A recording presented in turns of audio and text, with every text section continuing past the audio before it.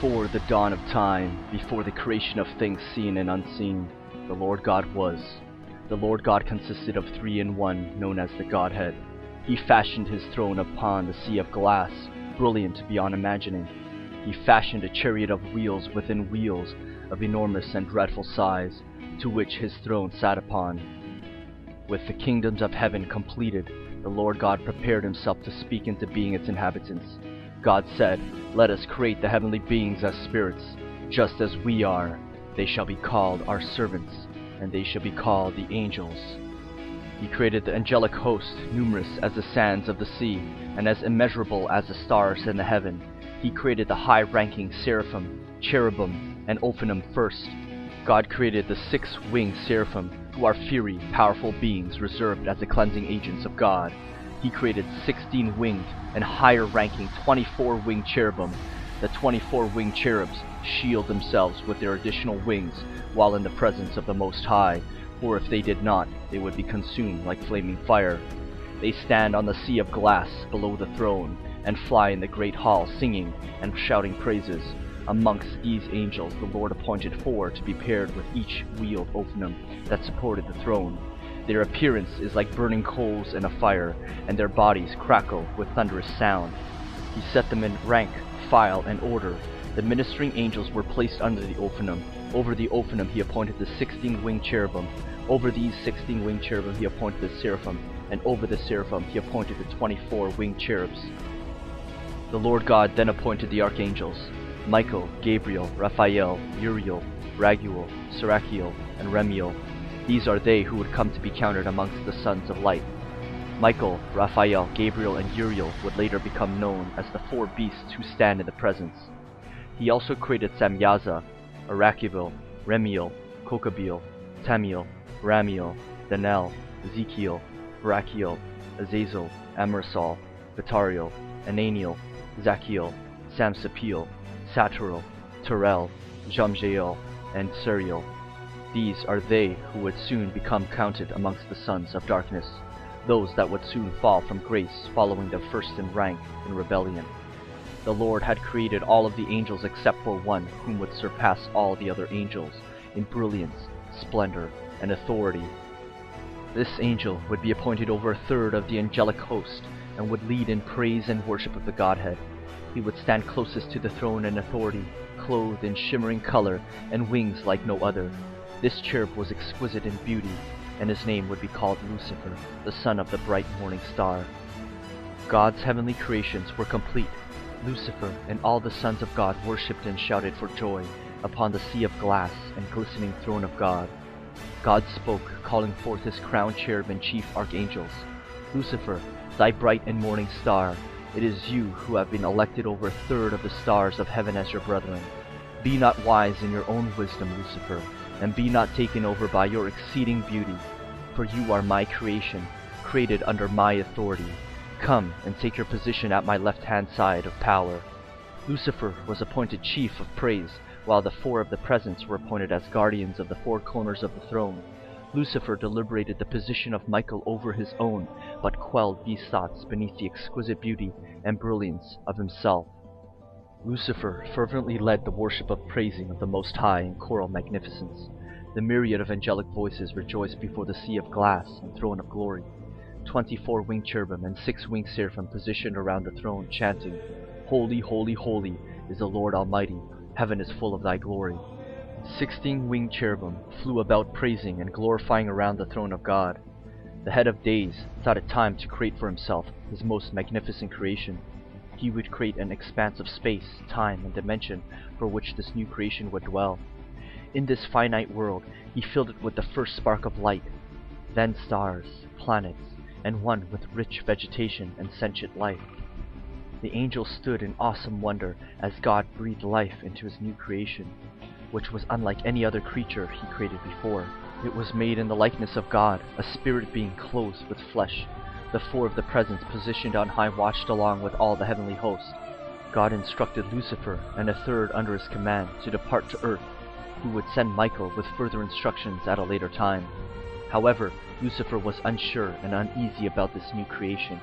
Seeds of contempt began to enter him.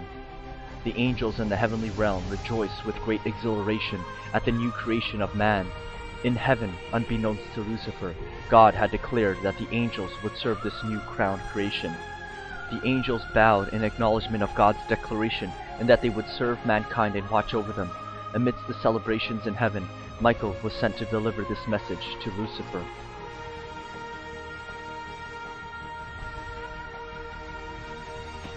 Upon arrival, Michael greeted his brethren Lucifer and decreed what the Lord God had commanded.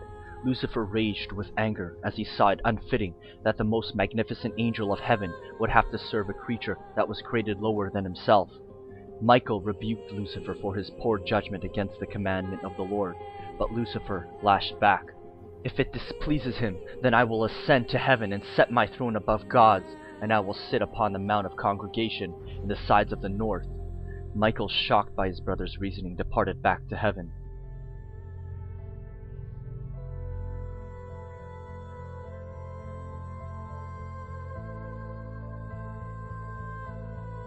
Michael reported all that had taken place before the throne of God as Lucifer and those under him made their arrival. Lucifer entered the throne room of God as the angelic hosts muttered amongst themselves. The head of days spoke. "Lucifer, thou wicked and unappreciative cherub, what is this that thou hast refused to obey my command?" Lucifer responded, "I am Lucifer, the bright and morning star. It is beneath me to serve that inferior being that you call man. I will not obey your decree, nor will my angels with me." The Lord replied, "Lucifer, you have taken a great task upon yourself. You have elected yourself to be just as I am, and you have vowed to ascend above my throne in heaven. Make genuine your foolish threats by taking down your shielded wings, and let us speak face to face." Humiliated and powerless, Lucifer responded, "If it is man who you want me to serve, then I would rather serve myself." The Lord's judgment came firmly. "Lucifer, thou wicked and ungrateful cherub, you were once holy, but now you are stripped of your holiness. You have made a gross error in your freedom, and have vowed to ascend above your Creator. For this I will cast you from my presence, granting you a segment of time to reign and put a rest to the challenge of my authority. Thereupon you will be cast into the lake of fire for all eternity." God commanded Michael and the heavenly hosts to expel Lucifer and his rebel angels who wished to follow him. There was war in heaven as the faithful angels of light fought their fallen brethren. The faithful angels seized them, cast them out, and placed guards at the mouth of the portals of heaven. The fallen sons of darkness were banished from returning, except for their leader, Lucifer.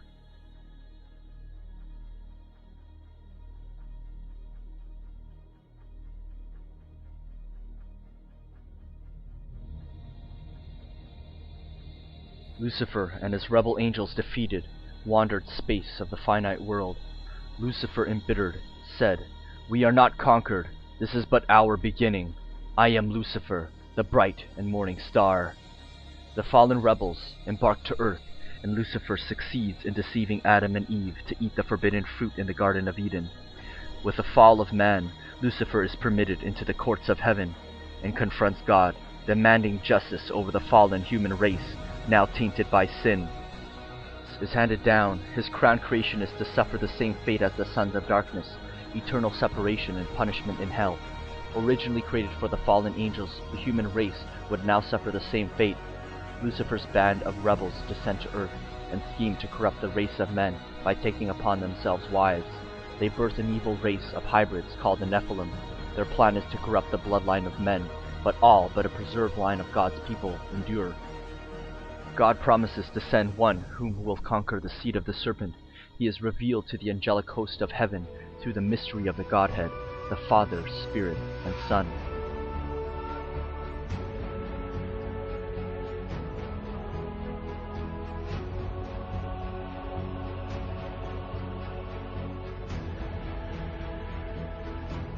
This elect one is he who hath righteousness, and was named before time began.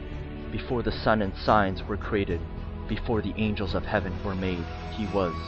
He shall be a staff to the righteous, whereon to stay themselves and not fall. And he shall be the light of the Gentiles, and the hope of those who are troubled of heart. All who dwell on earth shall fall down and worship before him, and will praise and bless and celebrate with song the Lord of the spirits. For this reason he has been chosen and hidden before him, before the creation of the world and forevermore. The wisdom of the Lord of spirits has revealed him to the holy and righteous, for he has preserved the lot of the righteous, because they have hated and despised this world of unrighteousness, and have hated all its works and ways in the name of the Lord of spirits. For in his name they are saved.